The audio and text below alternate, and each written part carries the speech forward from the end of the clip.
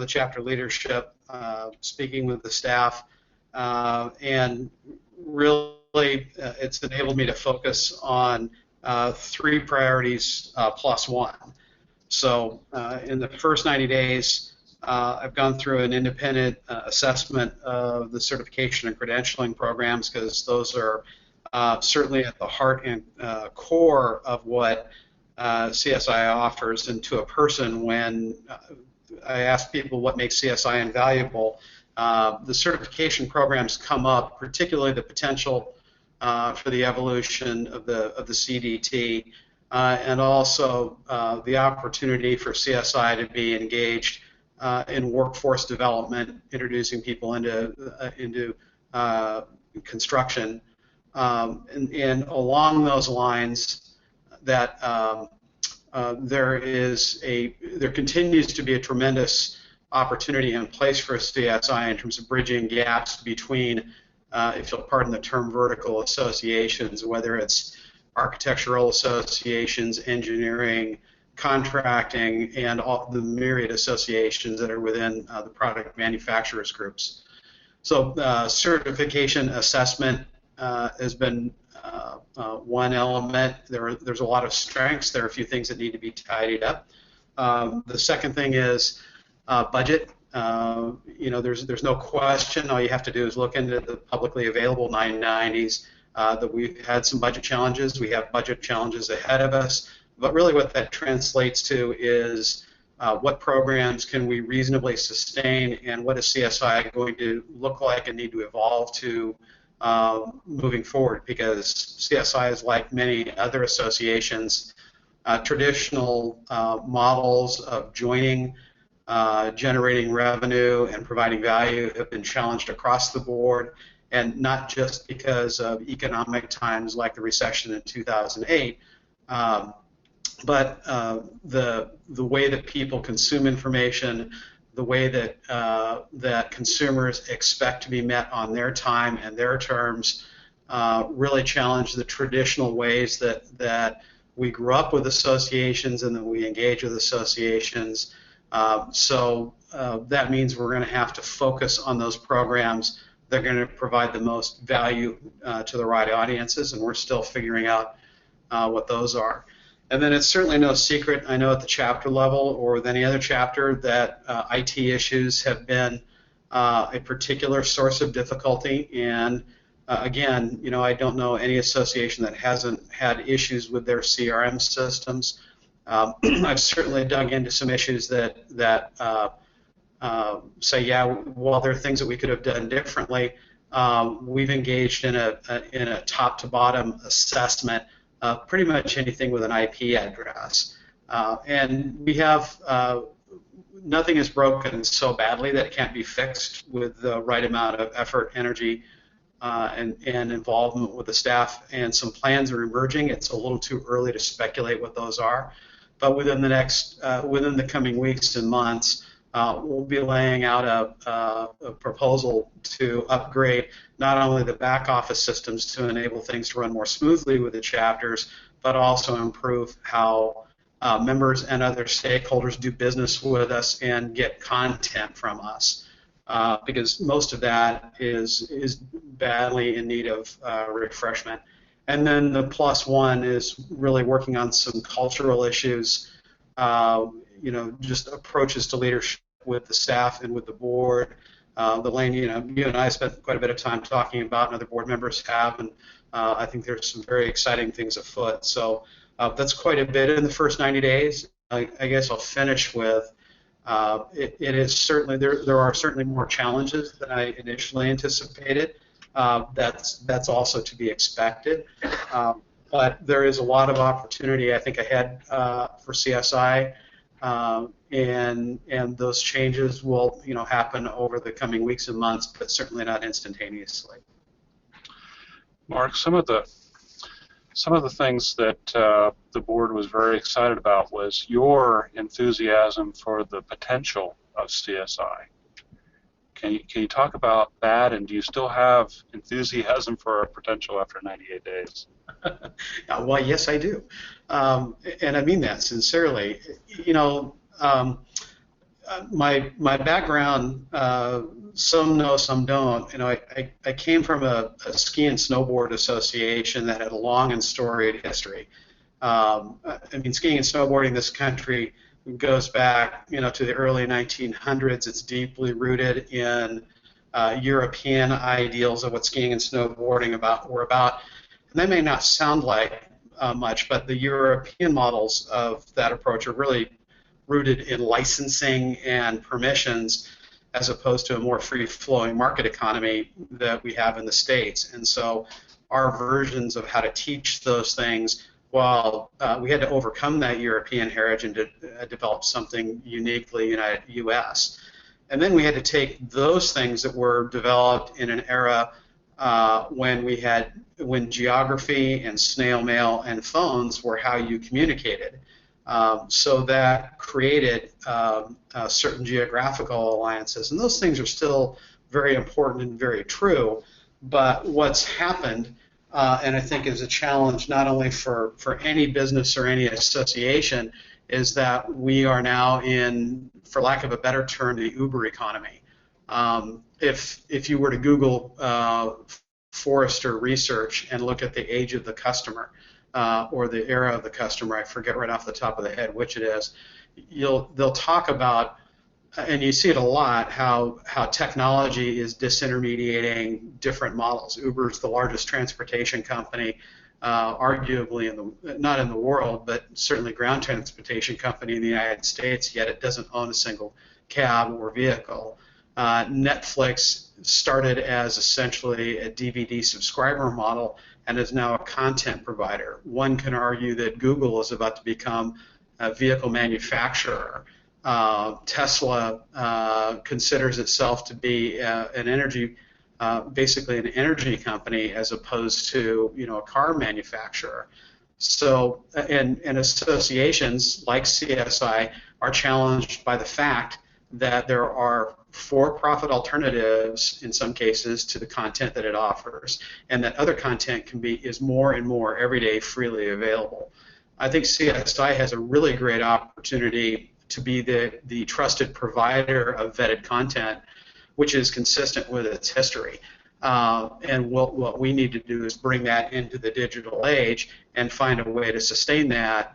And from what I'm seeing with our forays into things like webinars for attracting more non-CSI members than CSI members, I think there's some real opportunity there. So first and foremost, we need to fix some of the things that have been keeping us from being a reliable and trusted resource to our partners, which are the chapters in the regions, and kept us from delivering consistently to members in the recent past. Once having done that, we can move on to that preferred future, and I expect to do that quickly over the next 6, 9, and 18 months. So, speaking of the Uber economy, perhaps a virtual CSI chapter is an appropriate delivery vehicle for CSI content. Yeah, I mean, but I just want to strike a cautionary tone with that, is that the structures are going to evolve based on how the people that are the ownership or the people that are paying for services want it to be, and we do run the risk, if we're not careful, of creating artificial barriers with each other in competition, whether it's the institute level to the chapter level, between chapters, because we know we have people that belong to multiple chapters, chapters, regions, all fighting for who's delivering the best value to the member, when in fact, to my way of thinking, we should all be relentlessly focused on delivering the most value to the member, because people aren't just spending that money, they're spending their time with us, and we have to honor that in order to be successful. So absolutely, a virtual chapter makes a great deal of sense, and more. I envision some bigger things for our future. And as Daniel said, we're still trying to figure how to do things out with the virtual chapter, and have a Christmas party and so forth, or a holiday party. But one of the things that I think there's some appeal to the generational differences. We keep hearing about the younger generations and how they don't want to go on their lunch break or in the evening, where they could be spending time with family, to a chapter meeting of any organization. They want content on demand, on their own terms and on their own time. And I think Daniel was going to record this webinar, and it should be available on demand in the future. And I see the little red light. This session is being recorded. So one of the things you did discuss is generational differences and how you're a little skeptical of some of the literature out there. Or can you talk about that? Well, I'm a little skeptical. Actually, I'm very skeptical of some of the broad, sweeping generalizations that are pretty common in terms of an interest in working hard or how we consume information. Actually, I thought one of the best presentations that I've seen in a long time was the keynote speaker, Construct, who made a compelling case that handheld devices like the iPad span generations now, and that there's no longer a barrier based on the type of electronic device you're using. I mean, think about the transition from typewriter to word processor and who succeeded or failed based on their ability to use that tool. The objections we used to hear from colleagues and parents about answering machines, and ironically, that my kids object as much to leaving a voicemail message as my parents did.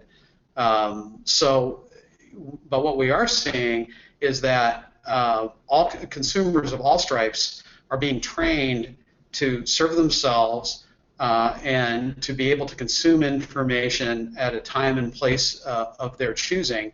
And one of the things that I think is often lost is that the United States a number of years ago passed Japan as probably one of the most overworked country on the planet.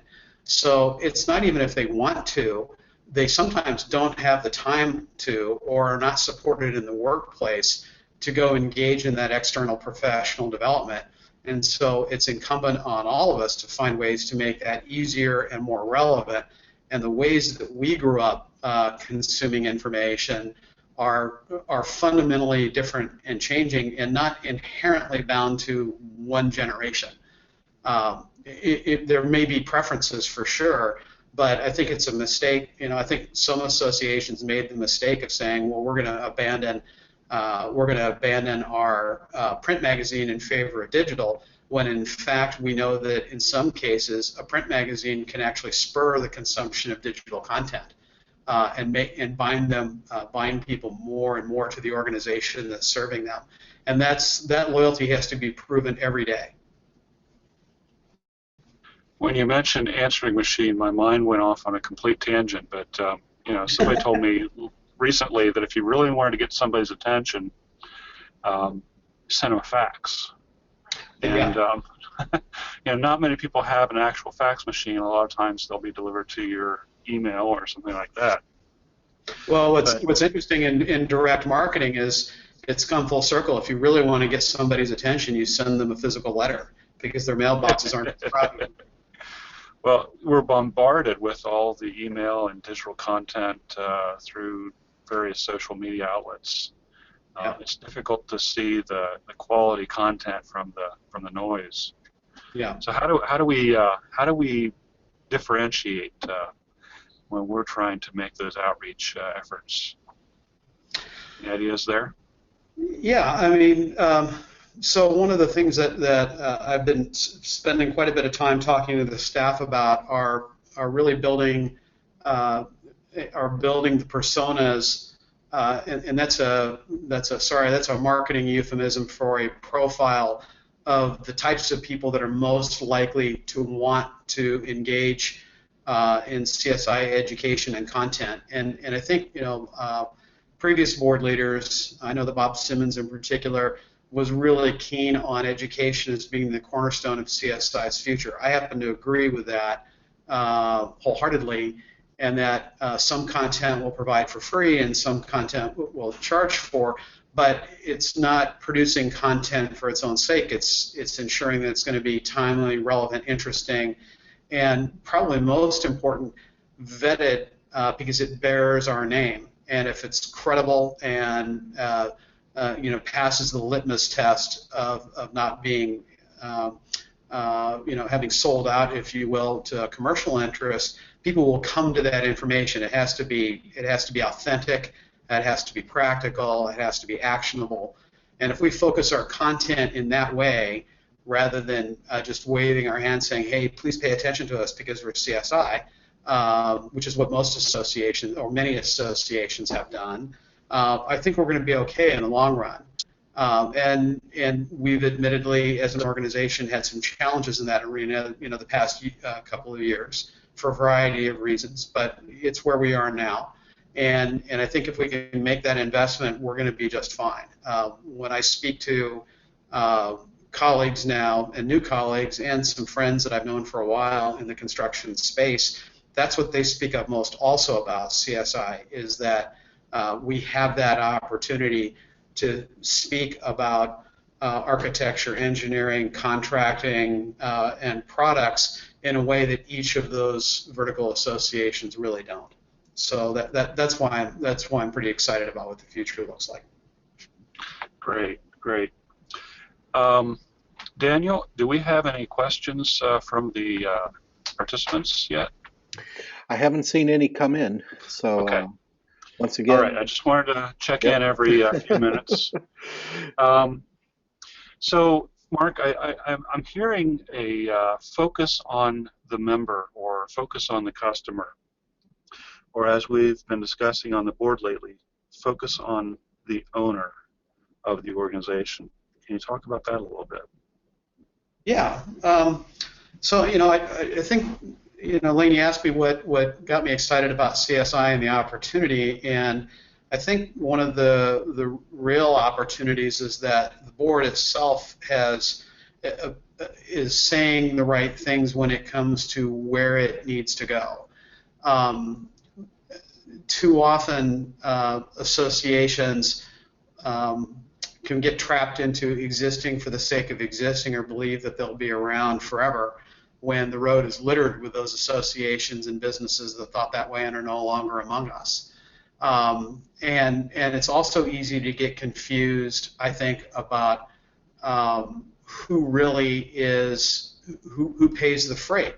And who pays the freight is whoever's writing the check or spending their time with us. And as far as the relationships go with chapters and regions and the national organization, we are at our best when we collectively stay focused on what are we doing together that benefits that end user, however they want to be with us, if it's to be a content contributor, if it's to consume content, if it's to pay us to be a member, if it's to buy our materials. We should be finding ways to make that happen, and also turning away from those opportunities that will distract us. So, in some cases, it can be, pursuing the wrong sponsorship option. I've done that in past lives where we've said, that sponsorship isn't going to help our brand. It's recognizing that whether it's a region, chapter, or the institute, we have one thing in common, which are the initials CSI and that logo, which to the member, especially to the new person, means we look to them like one organization. And if we're providing certification and education, they're relying on not only that one organization, but expect, rightfully so, that they're part of something bigger than they are. And that's one of the great things about associations, is you are part of something larger. It's not just what's going on at home locally, and that's important.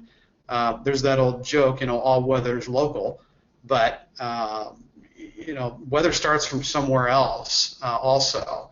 And seeing that big picture and being able to deliver consistently, across the country and right down to either that chapter meeting or in somebody's office is a really welcome challenge and something we have to be focused on, because they're the, as a friend of mine once said, they're the names that are on the front of the check. Ours are on the back of the check. I'm dating myself, of course, but theirs are on the front of the credit card, to be sure. And we have to give them every reason to stay involved and take away all the reasons not to be involved. Mark, I apologize for bouncing around from topic to topic, but as you speak, it takes my mind in different places, and I've got two places I want to go. But I'll start with something about something you said about chapters and regions, and I've always considered them to be the hands and feet of the national organization, and the members are kind of like the fingers and toes, because from an office in Alexandria, we can't reach into a community and have a great impact without the assistance of local members and local organizations making that happen for us. Can you talk about working together as partners and what the next evolution, if you will, in that relationship looks like? If you figured that out in the last 98 days. I know that's a lot to ask. Yeah, I'm not sure I have. Maybe I'll turn that on you, Lane, since it's a conversation, right? I mean, it is. Yeah, as a board member and institute president, what do you think that might look like? Well, we have this grassroots history where technical content used to bubble up from the chapters, and they had robust committees at the chapter level doing technical work and creating documents and creating guides and things like that. And we've kind of lost that, and that seems to be generated by committees at the national level. And I don't think either way is wrong. I don't think either way is right. I think it should really be coming from both sides, and working together, we can make something happen. And you mentioned certification early on, and when we had paper-based exams, and they may have been graded by computer, or they may have been graded by someone reading a specification section somebody wrote in longhand on a test booklet. The chapters really assisted the national organization in making that happen. We would not have been able to administer tests without them. Since we've gone to a computerized test only, working with a third-party service provider, that has kind of cut them out, and they don't feel as engaged. Some of them are still doing their review courses. And so, I think the technology has kind of closed some doors, and we need to figure out how we can engage chapters and regions and local members and members in general in making things happen. How do we open those doors? And we've got a whole lot of knowledge out there in people's heads. How do we access it, tap it, make them feel valued to the point that they will contribute and volunteer for these kinds of activities, and feel like they're making a difference and an impact on the industry? Yeah, Lane, you triggered a couple really great thoughts in there. I tend to think of kind of national level and local level as that old aspect mega trends, high tech, high touch division of labor. Associations are also about personal relationships, and those personal relationships. Just talk to kids. How does dating start these days? Well, for adults too, in many cases, it's starting technologically as opposed to getting introduced physically. When I was talking to exhibitors at Construct, they were talking about how people had been conversing for 6 months, and they were meeting for the first time at a trade show, rather than the other way around, where you met at a trade show and then would pick up the relationship afterwards. So that's kind of a long way of saying the nature of our relationships is changing, and if we look at technology, what technology is doing is it disintermediates what associations traditionally did, which was get a group of people together to deliver something physically. I don't know if you read it, but I'm doing a presentation on technology at the American Society of Association Executives Tech Conference next week about digital first strategy. And on the web, there are examples of robots disintermediating wait staff and cooks in countries like Japan. There are a couple of examples of the first foray into self-assembling bricks to create structures that some foresee as essentially self-replicating assembly lines, not unlike tools that could essentially build themselves. So the physical element of putting things together may go away, but what that gets replaced with, and the same thing is true of customer service. Customer service in a self-serve environment means people know better how to do their own work for the company. Think about booking an airfare. I mean, when's the last time you called a ticket agent to book an airfare? Only when there's trouble. But what that means is the personal contact is around problem solving, identifying trends, and designing a future, and that's the intellectual capital. So what success looks like, what activity looks like, differs or may differ for chapters, regions, and nationally from what it used to. So I've been talking to we've hired a new certification manager within the last week, and I'm talking to the folks in technical about how to re-engage practice groups in order to feed information in to be part of the next generation of materials for CSI and to generate that content from users. That, to me, is what engagement really looks like. And it's not what it used to be, which is, I'd like you to volunteer so that we can take a test, because technology is not only disintermediated that, we won't be going back to it, because whether we want to now is one thing. The next generation of members and stakeholders, they won't have any patience for doing it that way unless we give them a compelling reason to come together that they themselves say they want to do. And that's going to be a challenge. It needs to be done delicately, because some people will see that as you're taking away my job, as opposed to, hey, we've got this really cool new exciting thing to do. Would you like to be part of it?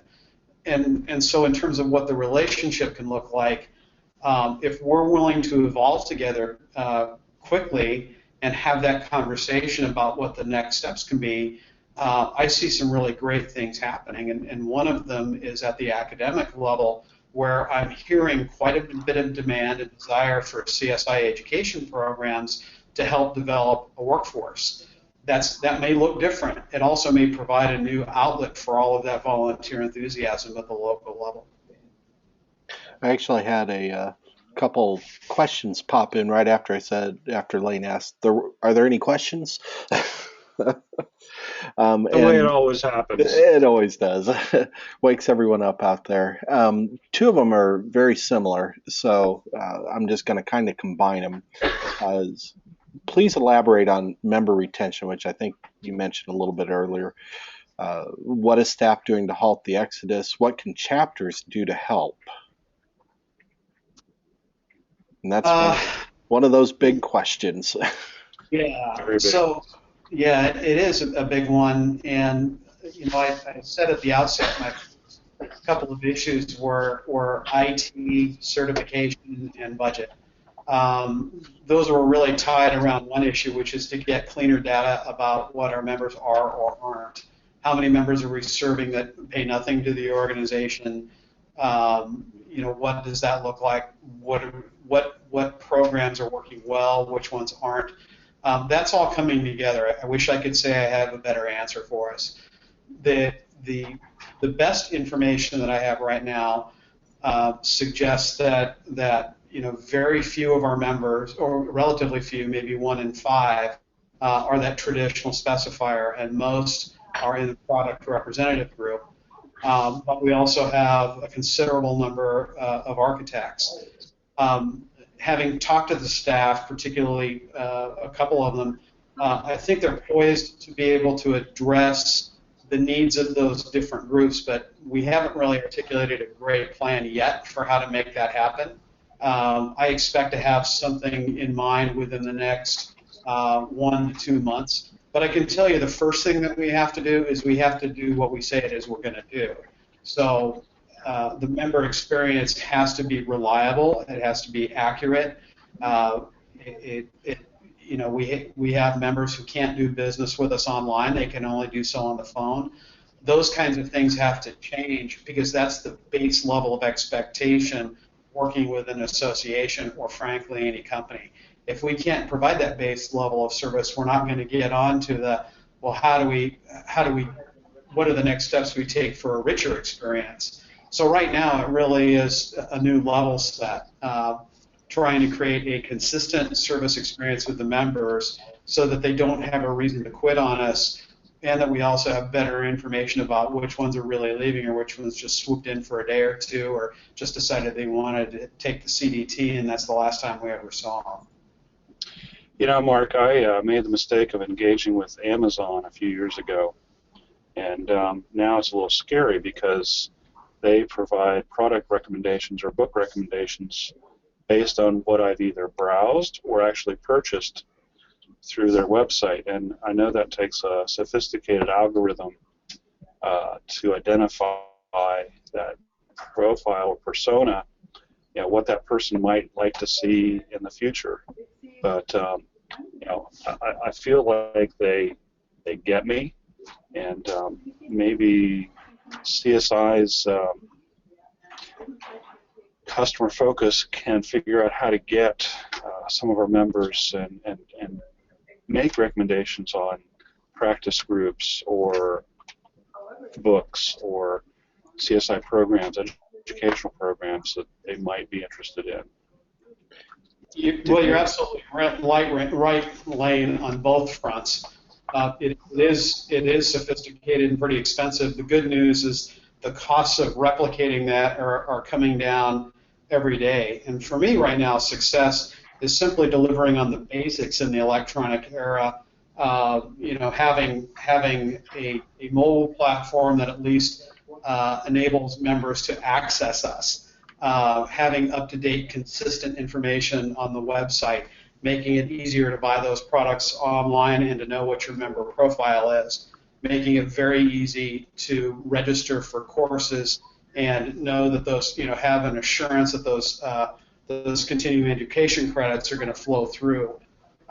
So we're focused on some, I think, core operational issues in the short term. I don't want anyone to think that's the long term for CSI. I think the long term for CSI is exactly what you're saying, that members come to us, and whether they engage with us purely electronically or call us, we have an ability to know who they are and what their interests are and meet their needs at the time and place that they're choosing.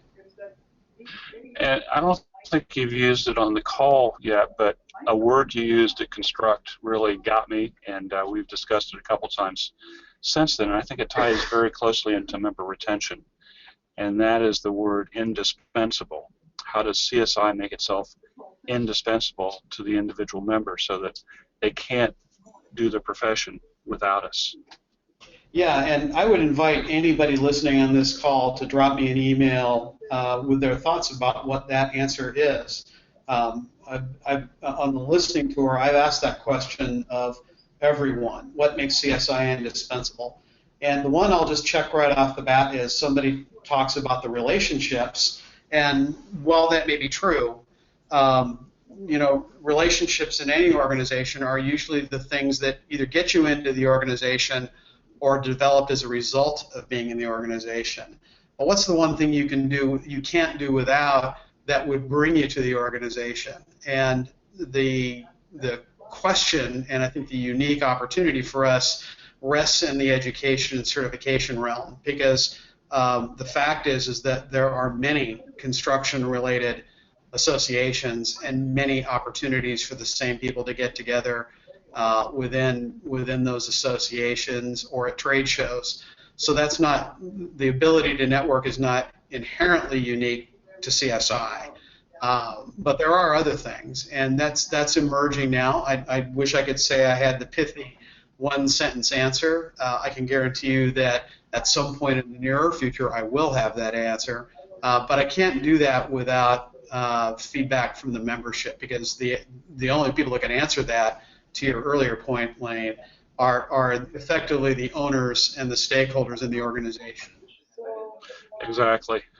I expect that you'll be doing some feedback surveys to try to get some of that information and try to develop that knowledge base about our men. Yes. Yeah. And well, and the other thing is that opinion surveys are one thing, but one of the things where we have some room to improve is effectively tracking member engagement and how they behave, and non-member engagement and how they behave, because we have plenty of non-members in our sphere of influence. So those things actually I think bode well for our future, provided we can rally and focus the staff and the volunteer leadership on those things. The thing that will be hardest for us is not being all things to all people. That's going to be a challenge. We have a broad, wide-ranging variety of topics and activities, some of which really add value, some of which might be distractions, and I don't know which those are yet, and I'm not judging. It's just kind of where we are, but given our resources, we're going to be forced to focus, and that really is an exciting. I mean, it's an exciting challenge, and I think will bode well for CSI for the long term. Membership diversity is a double-edged sword. Yes. I think everyone on this call will agree with that. There was one more follow-up to, I think, a comment you made earlier, Mark, and you had mentioned educational programs electronically, and I think one of the questions out there, not necessarily looking for an answer, but definitely plant the seed, and I think Lane even mentioned it towards the beginning of the presentation, is this something that CSINext can really lend its hand in, and because maintaining that whole electronic delivery and everything is kind of the driving force behind the virtual chapter, and any way that from the grassroots to the institute level, I think we bridge that as a chapter, and I think it's something we could help with. But a seed to plant, can we help with the electronic delivery of educational programs? Well, I think so. Absolutely. I think one of the challenges is, and this is, I had the opportunity to lead a session on governance and culture last week to a group of aspiring CEOs, and one of the things that I talked about is that there's a tendency to think, I think we need to be cautious of limiting ourselves to kind of not necessarily command and control, but kind of top down, bottom up, which is kind of a two-dimensional delivery system. Things cascade down from national through to a chapter, or through a region to a chapter, or vice versa. Or in the case of CSINext, you have a much broader reach, but it's still filtered, whereas what we're seeing is a little more three-dimensional. People will take advantage of resources wherever they can. So I think it's a yes and. It's not an only. What can we do with CSINext and with the geographic chapters that enable content delivery that supports each other? So one example might be a series of broad-based education programs that every chapter signs up in the country at the same time to participate in as a webinar at one time. Wouldn't that be cool? If we had the technology to do it and the right content that really got people excited, that'd be one way to do it. Another is, how effectively are we cross-promoting the good materials that you're developing or materials that are being developed by chapters across the rest of the country? And those are things that speak to the benefit of a larger organization, because when I go to, and I certainly had people at Construct asking me, what's the value of the Institute? Why should I even bother?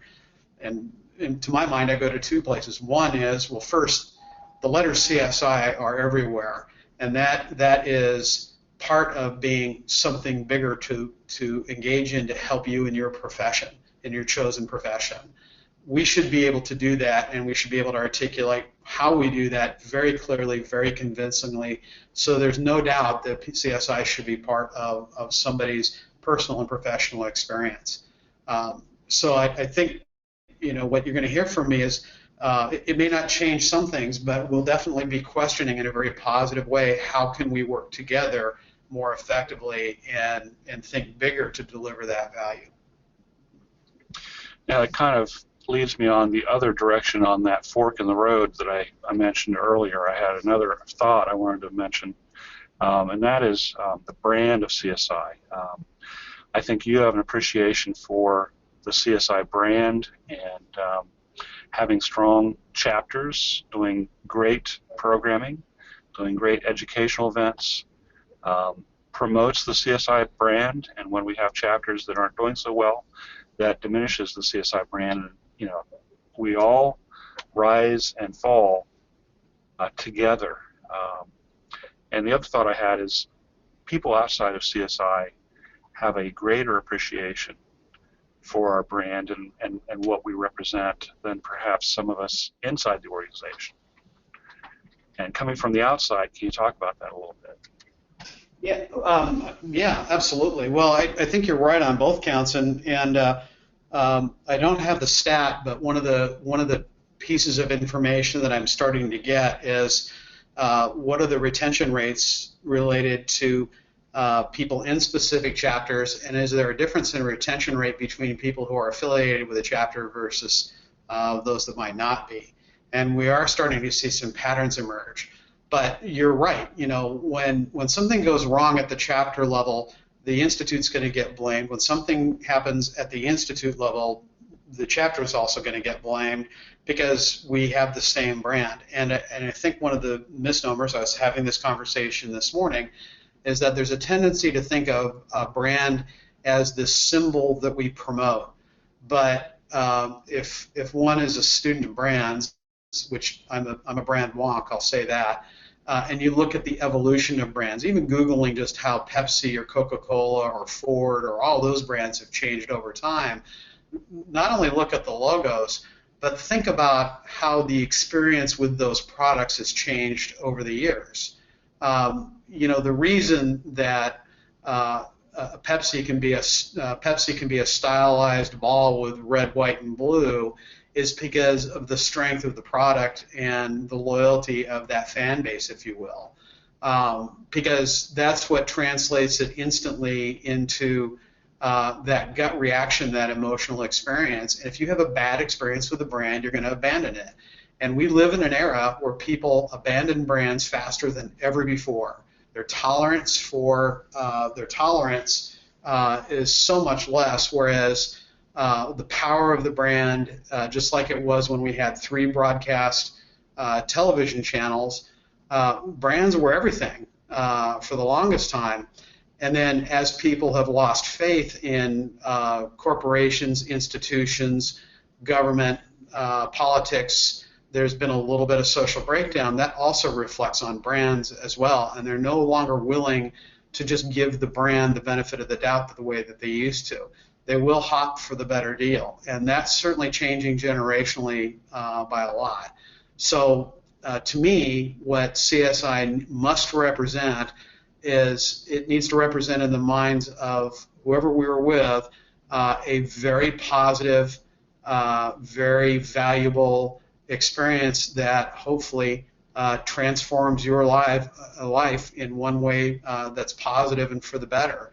And kind of cycling back to that earlier question about structure and relationship with chapters and regions and us, that needs to relate to the volunteer experience. We need to be more flexible, more nimble, and results-oriented. And if we're too process-oriented or we take too long developing leadership, we will lose potential leaders and we will lose members before we even get started because their tolerance for that process is demonstrably less. Especially as we're talking about younger members who are looking at that opportunity. They're not going to wait for years to pay their dues the way that we as baby boomers did or our forebears did. They're just not. It's not. They'll move on to something else because one, they can, and 2, they have to. The nature of work has changed so fundamentally that if you don't change jobs every 2 or 3 years in some sectors, they're wondering what you're about. So that's why branding is a challenge. It's not just shifting the logo. It's what does that logo represent. And right now that's unclear, admittedly, and we'll work on that. So you've talked a little bit about technology and how things are changing at an accelerating pace. And I've read some books on the early days of the computer industry, and it's just crazy how fast things change and miniaturize and do amazing things. I was in architecture school going on 25 years ago now, and my son is currently in architecture school, and the way that we do things is vastly different. I used to spend money on chipboard and X-Acto blades, and he's asking for time on a laser cutter and a 3D printer.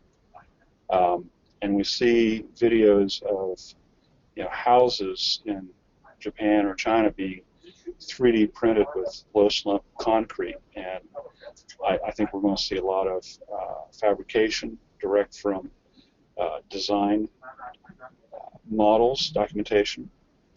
I think we're going to see this huge transformation hit the construction industry like it has the computer industry. And how can CSI be a part of that and be a player in educating not only our members but the industry in those new emerging technologies? Any thoughts there? Yeah, actually, it's interesting you say that because I was my brother actually is an admitted wonk. He just bought a laser printer as well as a 3D printer, but he decided not to get a plasma printer to cut into steel because he has a friend that just bought one. So and I don't know if you're familiar with the maker movement, but if that isn't creating a resurgence in folks wanting to do things functionally with their hands, I don't know what is. And it's enabling them to translate design into reality faster than we ever believed possible. Listen, I've never self-professed to be an expert in the construction industry, but what I am keenly attuned to is how the shift in design build, how the tendency, the ability to make changes on the job site in real time, how that process has changed, certainly since the pen and paper era. So how I look at that is, again, those things that were kind of process-oriented in terms of creating something, delivery, getting permissions, those things are being disintermediated by technology. What it doesn't take away, though, is the skill set and the knowledge needed to ensure that that the design and the execution of the design are going to line up with the product that you want to use and how that's executed out in the field. And so what I think that also creates is more opportunity for people to be engaged in that more creative process. And it's not that specifiers aren't being used, they're just not being used in the way that they were, especially prior to 2007, 2008. Now that's my very cursory understanding of that evolution right now. But what I'm hearing is the nature of specifications and that need, whether it's a project improvement, whether it's risk management, whether that's the driving force or not, that skill set's still needed. What our key is, how is that going to be taught? How is that going to be examined for in the modern era, and where does it fit as the processes emerges? So it's a bit like saying, my customer service team that used to do data input doesn't do that anymore because you, the customer, do the data input. What you're looking for is patterns and checking and solving those big problems, and it's just shifted the work.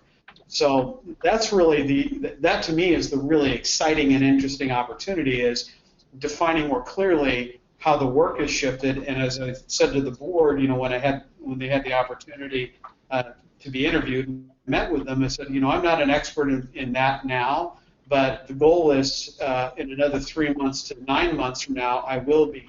And I'll be able to speak more articulately to that, but we're not going to wait for programs and develop programs for me to get expert on it. That's what I'm asking the staff, and that's what I'm going to ask the volunteer leadership to say, give me that sense of what you think the hotspots are, what's changed, and what can we do to be part of that preferred future, and what does the role of being a specifier look like in the new world order. And because I think there is that role is shifted pretty dramatically. You know, speaking of specifications and technology, you know, we've heard for over 10 years that, you know, building information models are going to put specifiers out of business, and, you know, we're not going to need written or even drawings, construction documentation as we move forward and just transfer a model to the contractor. But that hasn't played out, and I still think there's going to be a time when the role of the specifier is not so much putting the technical requirements into a Word document or a database-driven document, but embedding it in a model or embedding it in a database that's linked to a model, or somehow communicating that information to a contractor or a fabricator in some other way. I think that's one of those things that's on the horizon. Anything else that you see on the horizon for CSI and our members? No, you know, actually, I think keeping our eye on that ball is probably one of the most important ones, Lane. And I think the other thing that I'm hearing, particularly on the product representative side, but also from other types of firms, is CSI can play a role in helping to get new hires up to speed more quickly. And you know, some of the legacy programs, not even legacy, but you know, programs like Master Format, for example, they're actually ripe for being the basis for something like micro-credentialing or stacked credentialing, where what we're trying to do is help educate folks on a particular body of knowledge in a particular subject area and giving them a credential that they can take back to their employer. And they can do that quickly and effectively. So, you know, the technology in terms of the job role is one thing, but I think we can take advantage of it as a training program if we shift, if we add on to what's the traditional, you know, lunch and learns. Some folks don't want to do lunch and learns, others need to do it at their desks. So right. I think that's a set of challenges that we're going to need to address going forward. I'm not sure how we're going to do that, but I think it's going to be necessary. And so far, I think we have a number of the pieces in place to make that happen. Certainly, you know, again, starting over the next 3, 6, 9 months.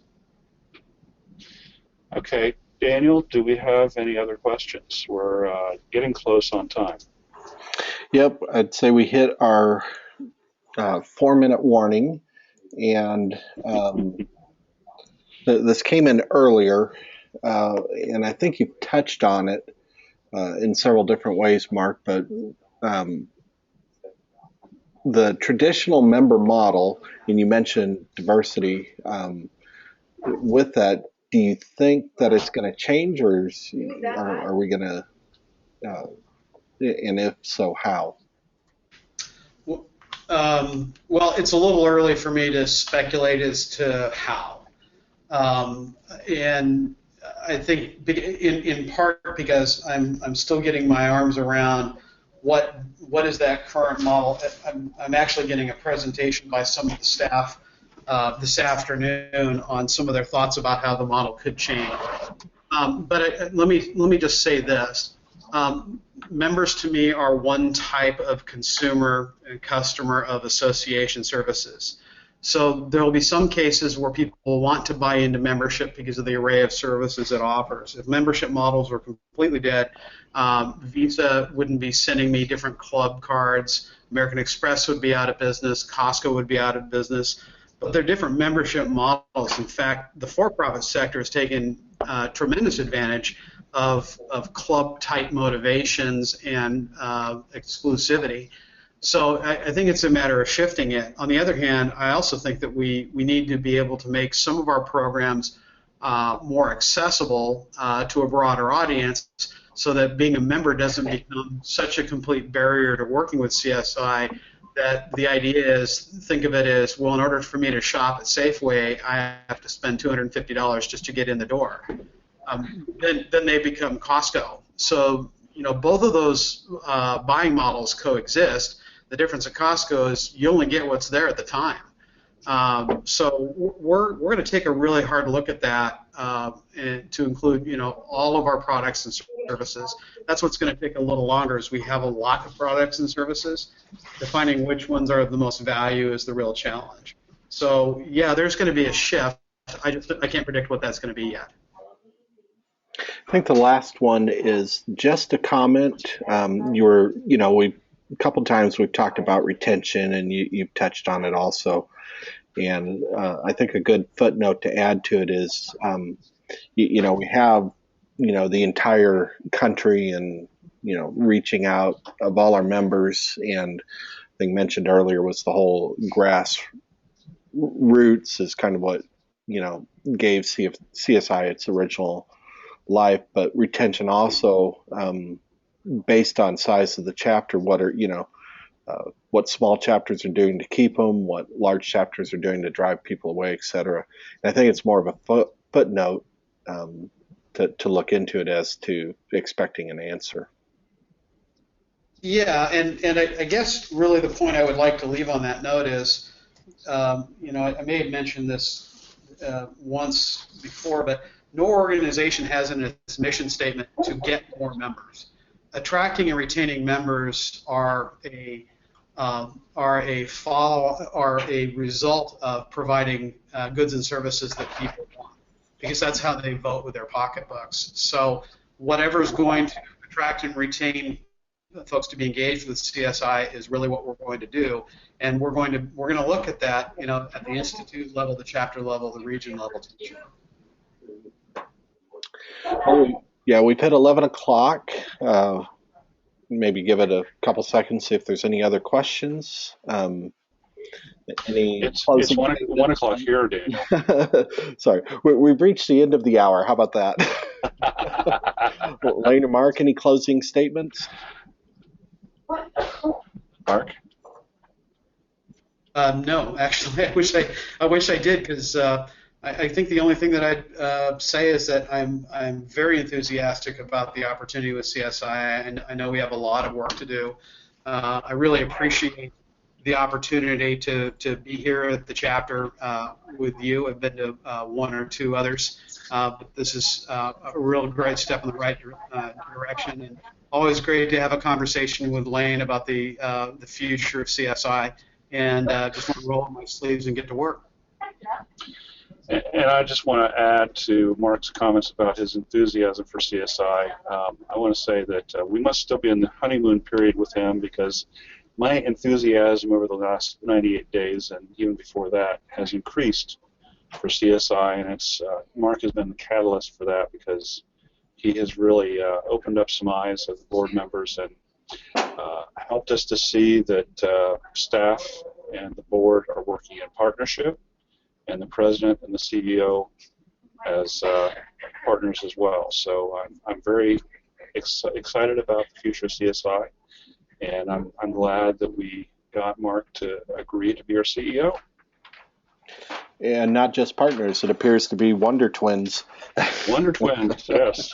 Putting our power bracelets together.